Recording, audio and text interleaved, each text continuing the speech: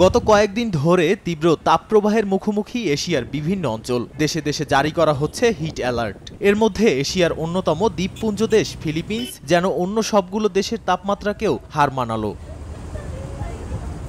দেশটিতে স্বাভাবিক গড় তাপমাত্রা ২৭ ডিগ্রি সেলসিয়াস থাকলেও বুধবার সর্বোচ্চ তাপমাত্রা রেকর্ড করা হয়েছে ৪৭ ডিগ্রি সেলসিয়াস। সাধারণত দ্বীপ অঞ্চলে মার্চ, এপ্রিল, মে এই ৩ মাস শুষ্ক এবং গরম থাকে। তবে এবছর বৈশ্বিক উষ্ণায়ন আর এল নিনোর প্রভাবেই দ্বীপঘেরা দেশটিতে এমন ভয়াবহ তাপমাত্রা দেখা দিয়েছে বলে জানিয়েছেন পরিবেশবিদরা।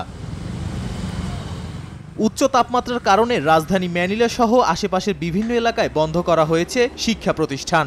সতর্কতা জারির পাশাপাশি ঘরের বাইরে থাকার সময়সীমাও বেঁধে দিয়েছে দেশটির সরকার। দেশটির আবহাওয়া দপ্তর জানায় ৩০টিরও বেশি এলাকায় সর্বোচ্চ তাপমাত্রা ৪২ ডিগ্রি সেলসিয়াস। ১, ২, ৩ ঢাকায় জমি জিতে নিন ১০০% ক্যাশব্যাক সহ ২০ কোটি টাকার পুরস্কার। এরই মধ্যে ফিলিপিন্সের প্রায় অর্ধেক প্রদেশে খরা দেখা দিয়েছে। মঙ্গলবার জাতিসংঘের আবহাওয়া ও জলবায়ু সংস্থা জানায়, গত বছরের তুলনায় এবার বিশ্বজুড়ে সর্বোচ্চ তাপমাত্রা রেকর্ড করা হয়েছে। তবে জলবায়ু পরিবর্তনের প্রভাবে সবচেয়ে ঝুঁকিপূর্ণ দেশগুলোর মধ্যে রয়েছে ফিলিপিন্স। নাদিম মারজান, সময় সংবাদ।